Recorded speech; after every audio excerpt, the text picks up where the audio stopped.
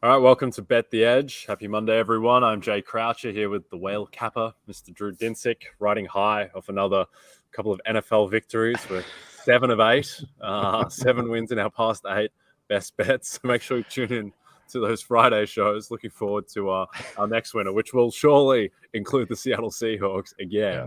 That's 7 and 8. I feel like 50% of that is the Seattle Seahawks. But how are you, Drew? How was your football weekend? A lot of times you get criticism, rightfully so, for endpointing something like this. But I feel like if you take the full season sample, it's been ridiculous. Like the NFL has just broken our way in every possible conceivable fashion, with the exception of the Buffalo Bills losing yesterday. But, that I guess makes things more interesting, at least in terms of sort of the way that the playoffs could break. If the Bills were just a truck and just cruise to, a 16-1 record and Allen wins MVP, that's not as much fun as trying to figure out what happens next. But overall, it was a weird Sunday. A lot of pushes. See how many games closed 3, landed on 3. That was kind of insane. And then ultimately unders ruling the day as well.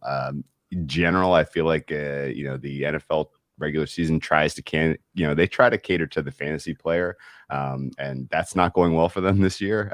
These games have been very, very what's the right word? Ugly. They've been, there's a little bit of a slog.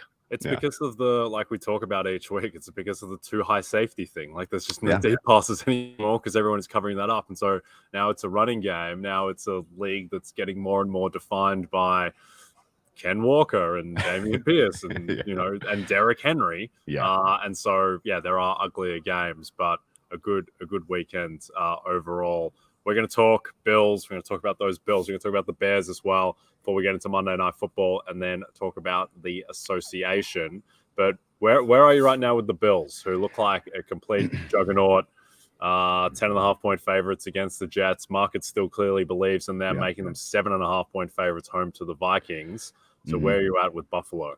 So in the moment, as they're losing that game, and letting the Jets drive from the 4-yard line to the to their 4 in what looked to be the game-winning touchdown drive, I was like, man, this is disappointing. And I'm thinking in my head, well, this is like them losing 6-9 to the Jaguars last year, right? Like middle of the season, they're in clear control of destiny, driving the AFC 1 seed train, and they hit a bump in the road in a game that they couldn't get up for, where they had a bunch of important players hurt, and this is a nothing burger.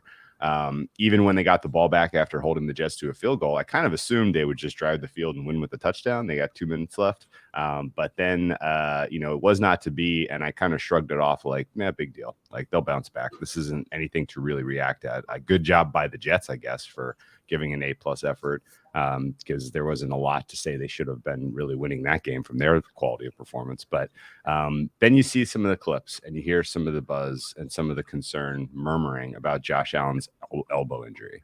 And this is concerning. So on a scale of, we'll say 1 to 10, in terms of how concerned am I about what's going on with his UCL, it's like an 8 right now. I haven't heard any inside information from Bills camps or from people who are connected to what's going on. But the angles, once you see enough of the angles of what happened, that looked bad. The fact that he's dealt with the UCL in the past is not, is somewhat concerning. And the fact that in general, so much of his game comes from his ability to take the top off the defense with that deep ball. Even if, they limit him from a snap count perspective, I don't want his game to be one-dimensional with just, short stuff and then what he gets himself on the ground. I think the Buffalo Bills offense is going to have a tough time operating that way, particularly as we get into the windier, cooler months of the year. So right now I'm at about an 8 out of 10 in concern for my MVP bets for Josh Allen in terms of any kind of enthusiasm that the Bills are going to run away with the 1 seed in the AFC. So this basically resets the AFC in my mind. Yeah, I think it's obviously difficult to visually diagnose injuries. I remember when Giannis did his knee against the Hawks in the Eastern Conference Finals. I thought he was dead. I thought there was no chance. Then he comes back a few games later. I think with Allen, you're right. Like it looked really bad, and it looked bad too because the next throw on third down, he short arms and is in visible pain after that. He does unload the bomb after that, so we'll see what happens. But it's definitely a concern. And forgetting about the injury, just look at Josh Allen now, how his season looks with the added context of yesterday. I mean, he's had like multiple really bad games. Yesterday was 18 for 34, no touchdowns, 2 picks. The week before against the Green Bay defense, which is not good at all, 13 for 25, throws 2 picks again, 218 passing yards. He was not great against Baltimore, although the conditions were tough. 19 for 36, 1 touchdown, 1 pick. And then the Miami game, which they lost, he needed 63 pass attempts to get to 400 passing yards and really could have been picked off 3 times in that game and just the ball bounced his way. So I think for MVP now, he's in real trouble. I would actually make him now the 3rd favorite for MVP. And I thought that a couple of weeks ago, Josh Allen was minus 140 territory for MVP. But these past 2 weeks have really tanked his stats.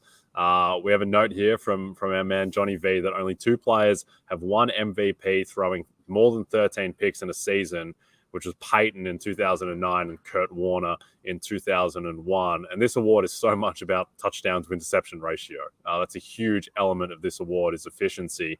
And Allen right now has 8 picks on the season. I think this is just part of his game. Like every year he's at the top of the league in turnover-worthy plays, and you're just going to have to take the good with the bad. And if they were running away with the 1 seed, then he probably could win MVP with 14 picks. But if it's going to be a dogfight, then I think he's in real trouble. And I think Mahomes now is rightfully the MVP favorite, where right now he's on pace for more passing yards than Josh Allen. That gap is only going to grow as it gets colder in Buffalo.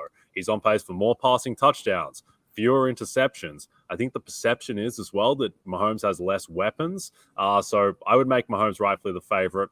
Jalen Hurts, I think, is just kind of the default winner if both of Allen and Mahomes fall off. I think Hurts probably has to go 16-1 to win MVP, or he could win at 15-2 if Mahomes and Allen don't perform well. But yeah, definitely some concerns in the MVP market for Allen and for that team. I think that now in the AFC, teams like Miami, Baltimore, the Chargers, if they can get healthy. I mean, a week ago, it looked like the AFC was just going through Buffalo and Kansas City, and all those types of teams were drawing dead. Now I think there is at least an opening where there is some viable potential. Like I was looking at the Titans last night at 35-1 to win the AFC. Like, I don't know, this conference looks much weaker now. Is there a dog in the AFC that you think might be able to bark? If the Titans had AJ Brown, that would be the case we would be making. The fact that they traded him away now and the rest of this team is performing as well as they are is malpractice, organizational malpractice.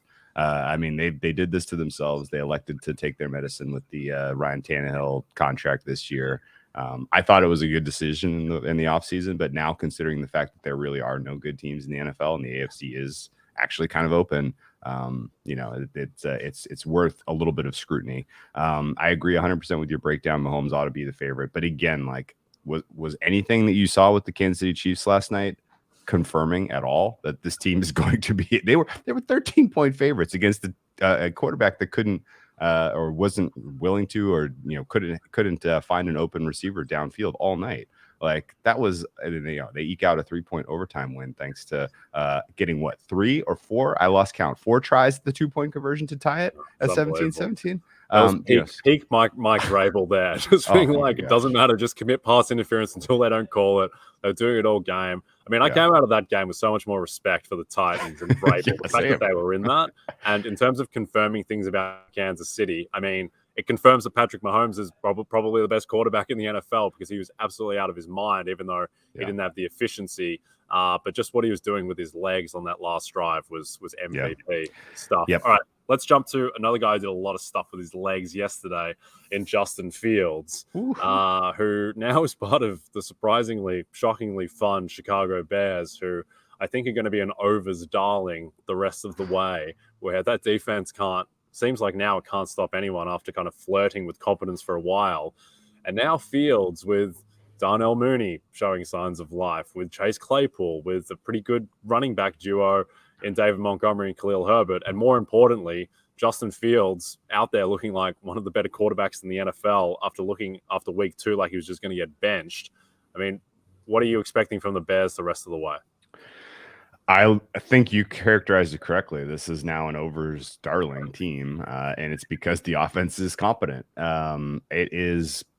I like seeing this. Like there are painfully few young, exciting quarterbacks for whatever reason right now. But Fields being one of them is awesome. It is very cool to see him,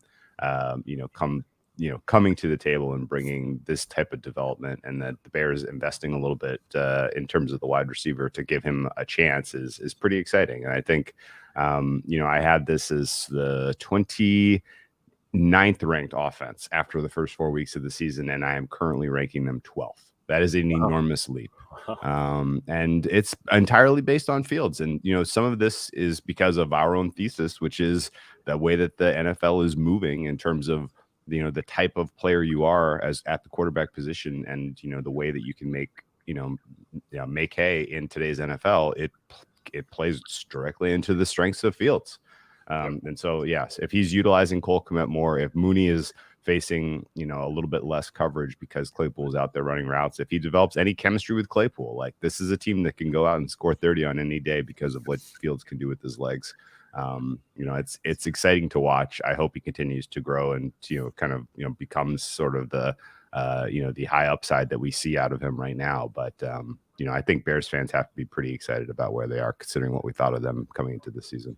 Yeah, it's a shame they lost, because I think had they won, they would be extremely live for the playoffs, and the market probably wouldn't have adjusted properly. I mean, when the price goes back up on PointsBet, they're probably going to be like 25, 30 to 1 to make the playoffs, which honestly might be a bet because they're only 1.5 games out at the last spot. And I think the Giants, who right now don't even occupy the last spot, they have some fall-off potential too, but they're probably just too far back, and the defense isn't good enough. Now, before we get into Ravens-Saints, remember to download the RotoWorld app to receive breaking player news all season long. Stay ahead of the competition by favoriting players on your roster. Get the latest injury updates, player news, and much more delivered right to your phone.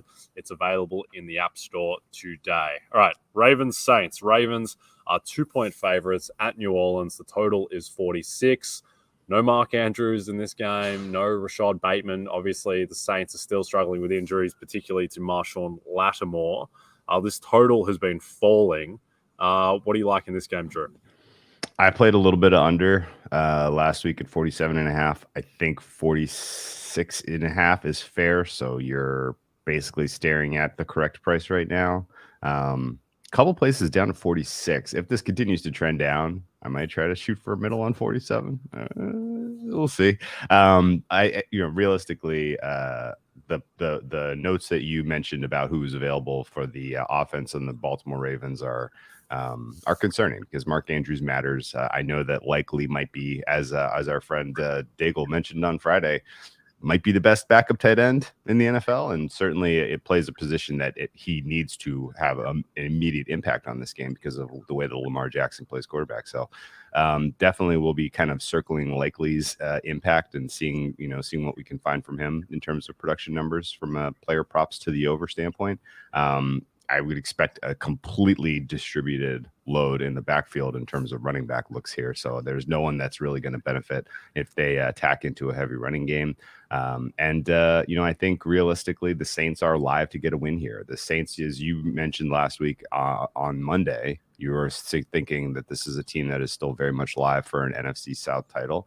A Bucks loss would have gone a long way to making that happen yesterday, and they were very close to losing. They tried their hardest to lose, didn't quite come through, but they now have to go face the mighty Seahawks in Munich, Germany. So best of luck to the Tampa Bay Buccaneers. If the Saints can get a win, they're in the race. I mean, the NFC South is horrifically bad. Somebody's got to win. Why can't us? Yeah, the Bucks too afraid to face the mighty Seahawks on American turf, so they've had to go across the Atlantic to Munich, Germany. I mean, remember when we talked about that game, Bucks Seahawks, thinking that the market just wasn't going to respect the Seahawks enough, and the Bucks would be 2.5, probably 3-point favorites. We thought about a week ago. Looks like that game is going to be like -1. So people are probably believing in the Seahawks, as they should. Geno Smith right now is better than Tom Brady, I think. It's projecting outwards. I do think the Saints that was a difficult game to watch between the Bucks and the Rams because I needed both teams to lose, which was always going to be difficult. But needed the Rams to go down for the benefit of our Seahawks division bet, even though they probably weren't going to be that live anyway. But just good to kind of kill them off. And then the Bucks for the Saints bet, but the Seahawks they're the honeypot. So I was happy enough to see the Bucks eke it out at the end. In terms of this game, Ravens Saints, it's Saints or pass for me at +2. I just think that there's a fair bit of downside with these cluster injuries at pass catcher for Baltimore. And then the Baltimore defense has been, it's been better than last season. It's still a little bit suspect. So I would lean the Saints, but not a huge play there. My favorite bet on the game, shifting to the prop market, is Alvin Kamara over 4.5 receptions. The Ravens have been pretty poor defending running backs in the pass game all season. They seem to be happy to concede those looks. And Kamara, his past 4 weeks, I think he's had 28 receptions, so averaging 7 receptions a game. And so 4.5, I think, is a little bit light. I think that should probably be 5 flat. Is there anything else that you like in this game? I love that look. We didn't even really mention it, but you have a relatively experienced offensive coordinator with New Orleans. He wants to get Kamara the ball anyway. And what better opportunity than to test how good is the communication between Roquan Smith and Patrick Queen and some of these other linebackers that they're shuffling there. Like that is the perfect opportunity to test them. So fantastic. Look, Kamara over receptions is a really fun one. Yep. Okay. Before we jump into the association, if you want more betting, DFS, and fantasy advice right before kickoff tonight, tune into our NFL on NBC Sports YouTube channel at 7 p.m. Eastern as Vaughn Dalzell, Lawrence Jackson, Lord Don't Lose, and Kyle Dvoracek answer your questions prior to kickoff between the Ravens and the Saints. All right, let's talk some basketball before we close out. And I want to talk about the Milwaukee Bucks, who are 9-0 and ripping through the NBA. It's been them and Cleveland who have really established themselves as, right now, the regular season juggernauts. Both have net ratings of over 10.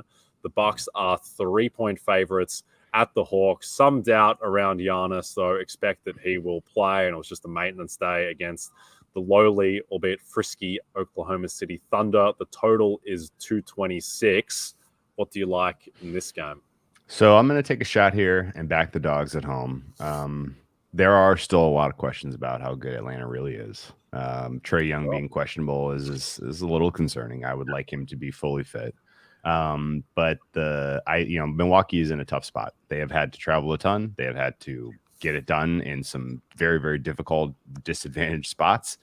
They are playing with a little bit of fire here, like trying to stay undefeated. And that tends to wear teams down. Being the last undefeated team is, there's a little bit of a target on your back every time you take the court. The fact that they had to play the OKC game without Giannis and put that much load on all of the supporting cast has me thinking you could see a little bit of a letdown from everybody who's not Giannis out there today. This is just it's a little bit more of a complete team than the teams they have faced to this point in the season. A lot of the Milwaukee wins. I mean, you can point to some of the high, some of the good wins, surely, but of late, beating the likes of the Thunder, the Pistons a couple of times, and the Hawks when they were in a bad situation back on October 29th. I think there's a potential that the market has overrated the Bucks a hair, and that this is sort of a little bit of a sell high for them. So are the Bucks going to be the 1 seed in the East? Probably. This team is going to win 1 million games. They're going to beat every bad team on their schedule, surely. But and Giannis is never quits. Guys, he's going to give you 100% if he's available every single time he's out there. So expect them to still continue to be a tremendous regular season team. You've seen a huge shot in the arm from a healthy Brook Lopez coming back this season, and really kind of getting that defense to, the Bucks defense was unrecognizable for portions of last season. And the fact that Lopez is kind of giving you this shot in the arm defensively has been huge for them. So would expect that to continue. But, I like the 2-guard, the dynamic ways that they can attack you offensively for the Hawks here. I like the improvement we've seen from them defensively. And I think they can steal a win and send the Bucks to 9-1. Yep, I like that. I think the Hawks should be pretty clearly favored in that Southeast division now, just with against Miami, with how many just the wins that they've banked relative to Miami. And I think those teams probably project as basically dead even the rest of the way, regular season. Playoffs, when all of a sudden you activate playoff Jimmy Butler, that makes Miami a better playoff team. But I think regular season, this Hawks team is kind of going under the radar. So I like the look there. I think with the Bucks, you touched on it, their defense. I mean, right now they have a defense that they have a sub 101 defensive rating. And for context, like Boston's rating was 106.2 last year defensively, and that led the league. So right now the Bucks have an outlier good defense. And, you touched on it again with Brook Lopez, who I think is crazy value for defensive player of the year at 25-1 is about the consensus price. I think he should be plus 900. I think that he is the reason why this defense has gone from 14th in the league last year and very underwhelming, like you said, to now the clear best defense in the league. Obviously, Giannis has plenty to do with that too, but advanced metrics-wise, like Brook Lopez has by far the best defensive raptor in the league. We haven't gotten really a look at the other all-in-one stats yet, like EPM, but I just think that Brook, just with what he adds with his rim protection, with also just how spry he looks. This is the best he's looked in 3 years, having that basically full year off last year, not having a deep playoff run. I think he's very live for DPOY. And also, I think Giannis will be campaigning for Brook come the end of the season because Giannis is going to have MVP to worry about. Is there anything else that you like in the NBA tonight or just in general? Any inefficiencies? Yeah, so I played the Pacers +5. We mentioned Hawks +3. I laid it with the Nuggets -8, and I laid it with the Mavericks -6.5. There you go. However, the game I'm most interested in watching is Boston-Memphis. This has the whiffs of your finals preview. The Memphis Grizzlies, I know, aren't popping off the page in terms of net rating or advanced statistics really at all. But the fact that all of their young core has simultaneously taken another step forward is unbelievably cool because this Grizzlies team is fun. The FedEx Forum is an awesome venue just in terms of watching a basketball game and the energy that crowd brings. And yes, I mean, if there is one guard candidate for MVP so far this early portion of the season, it's clearly Ja. I think your guy Bane very, very likely ought to be the favorite if he's not already for most improved player. And they're doing all of this with a lean squad. They're going to get Jaren Jackson Jr. back at some point this season. That's going to be a huge shot in the arm for them. And, I think realistically, it's a deep, fun, young team that has all of the whiffs of kind of taking another step forward in their progression. Memphis last year felt a lot like sort of the first run through the playoffs that Steph Curry made with the Warriors. And I think realistically, if they kind of can capture that arc that the Warriors did, improving from year 1 to year 2 in terms of playoff success, then this Memphis team is going to be one that you absolutely have to consider in the Western Conference, the Western Conference futures market. A lot of my sentiment is also coming from the fact that the rest of the West is not impressing outside of the Suns. It's been very, very, very bleak in terms of any of these teams really distinguishing themselves. Suns are going to win plenty of regular season games, but still have huge questions about them performing come playoff time. Mavericks and Pels are interesting, certainly, but issues in Shirley and with depth on the Mavericks and issues with the Pelicans figuring out how to win the playoffs in the back of my head. Memphis is the team that I kind of have circled now as one to watch in the Western Conference. And I don't think anyone needs to hear us gush about the Boston Celtics anymore. Like once Robert Williams comes back, that team's going to be an absolute disaster to handle on a night in, night out basis. So Celtics Grizzlies would be my current expectation for what we may see in the NBA finals, just considering how the fabric of the season may play out. Yep, I'm with you there. I don't really agree with the Celtics being 3.5-point favorites in Memphis necessarily. That's a little bit odd unless there's some injury stuff swirling. I know they were a similar price against Cleveland in Cleveland. Didn't necessarily agree with that either, but I'm completely with you on the Grizzlies. I mean, I'm totally departed from the market on this to an extent where I'm almost doubting myself, but I think the Grizzlies should be favorite to win the West. I think that Desmond Bane is now on borderline superstar, maybe not superstar, but definitely all-star, surely. level. All-star would make him favorite to make the All-Star game. I'd say that he's a realistic shot at like third team All-NBA. Like he's increased his scoring by 6 points per game. Efficiency is incredible.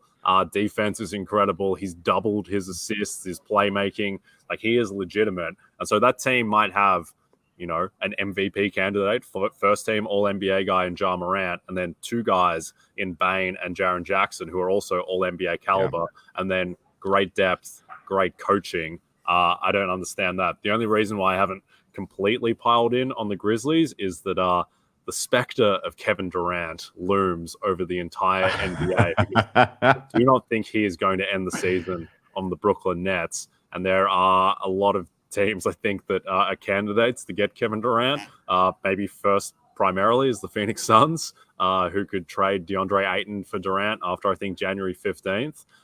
So that would be a little terrifying. But also, Memphis Grizzlies could trade for Kevin Durant. Got a lot of assets. So I don't know. That's just the one thing that is hovering over every futures market at the moment in the NBA, is that Kevin Durant could very likely be on another team come February, which would throw a proper spanner in the works. But we'll definitely talk about that as we go.